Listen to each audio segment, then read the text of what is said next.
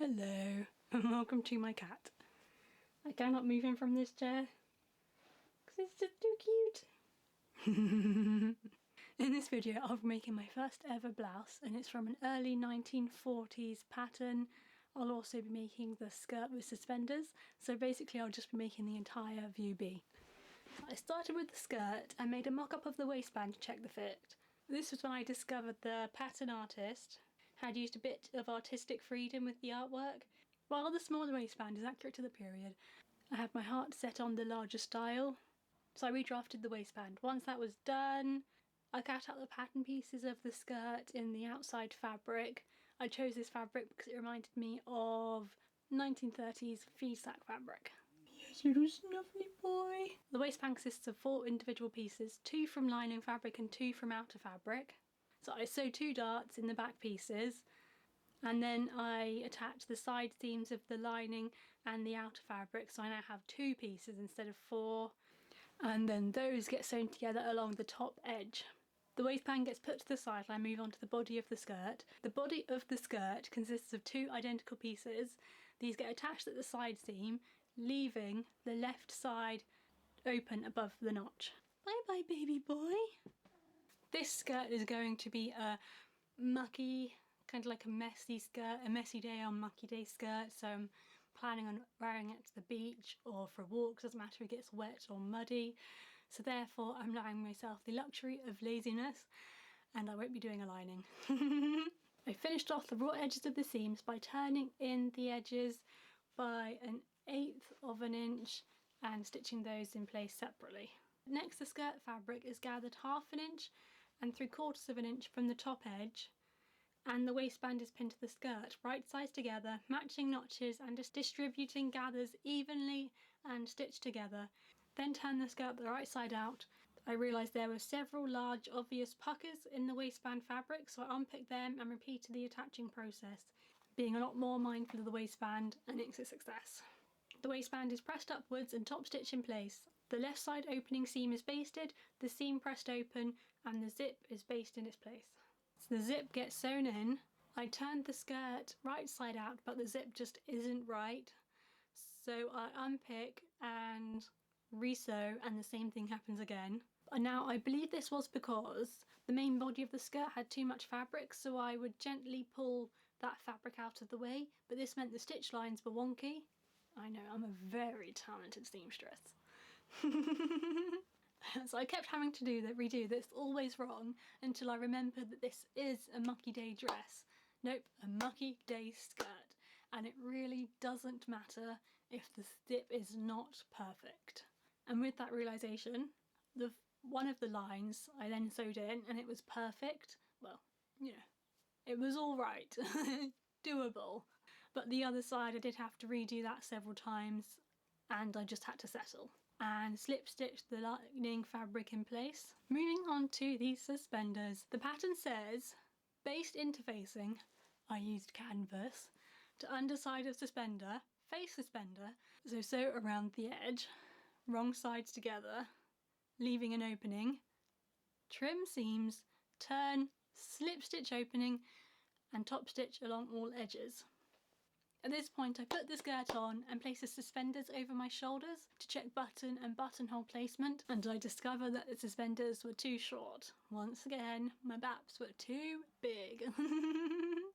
The only option was to unpick the stitching in the top of the waistband at the back and sew the suspenders onto the lining fabric and slip stitch the top of the waistband back together. Then I hand worked buttonholes on the other ends of the suspenders, sewed the buttons to the waistband, tied the skirt on. I discovered that the buttons were too low and they pulled the waistband up too much and it just didn't look right, so I undid those and re-sewed them on higher. I also at this point attached a hook and eye to the top of the zip as it kept coming undone of its own accord. A bit too naughty.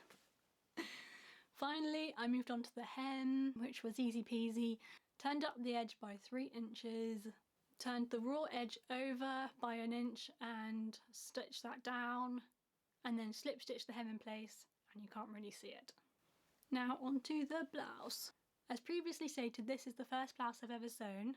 I didn't even make a mock-up because I wanted the final blouse to be sewn out of my mock-up fabric, which is white old sheeting fabric, just old sheets. So I decided to just go on right ahead and hope for the best. To start off with, the back of the blouse has a neck opening, a 3" by 7 3/4" rectangle of matching fabric basted onto the back of the blouse, right sides together, centres matching. During this process, Tommy decided he'd spice things up a little and make an assault course for me to access the sewing machine. Also, it doesn't help that my sewing machine is in the junk room, so it's a bit of a pickle. So I then stitch 1/4 inch either side of the centre, tapering to a point between the two tailor's tacks. The pattern then says to slash between the stitching lines, but that's way too aggressive, so I just used scissors and snipped instead. Much more accurate. Then stitch the raw edges of the rectangle over by 1/4 inch. I couldn't see what the pattern told me to do about the facing, so I turned it to the back of the blouse and top stitched that down. The back piece has 4 darts in the waistline, and the front piece has 2 darts in the shoulders and 4 tucks in the waistline. Once that's done, I joined the 2 pieces together using a French seam.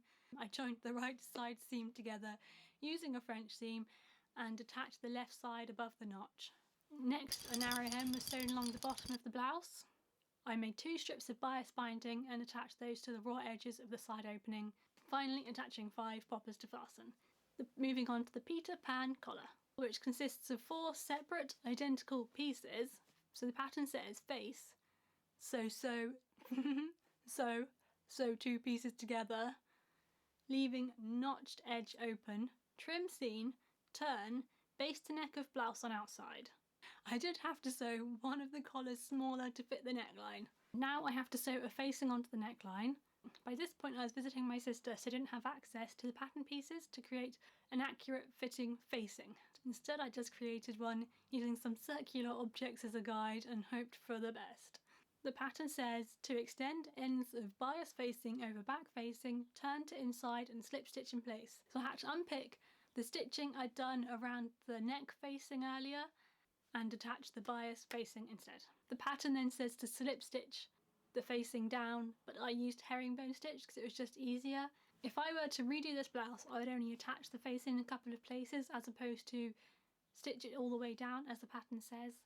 We're almost finished now, so we're on to the sleeves. Sew the side seams together. So gather 1/2 inch and 3/4 inch between the notches on the top edge, as well as 1/2 inch and 1/4 inch between the tacks along the lower edge. Pull the gathers along the lower edge to fit the arm and stitch in place, then create bias binding and attach to the lower edge. Then I pinned the sleeve to the armhole right sides together, and there was so much fabric in the sleeve that I had to carefully distribute the fabric between the notches. I tried to use pins, but that made the armhole fabric pucker, so I basted the gathers in place. One sleeve went perfectly first time, the other sleeve took several tries to get the fabric to be gathered evenly. The pattern then mentions purchased fabric stiffening. I then googled stiffening, and other than liquid fabric stiffeners couldn't find anything, so just used canvas. I cut several sizes and settled on the smaller size. These help to make the poofiness, which is so important. Poofiness cannot be underrated. Finally, we moved back onto the neck opening. I first attached 5 buttons and then moved on to the button loops, which were surprisingly easy. Just buttonhole stitch over several strands of thread.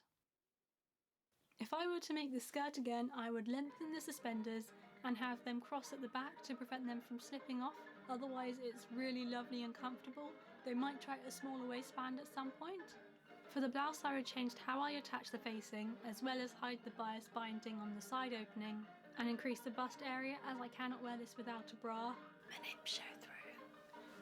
Overall, I'm quite impressed and really love the collar and the puffy sleeves. The puffy sleeves are everything. Thank you so much for making it this far. Have a truly splendiferous day.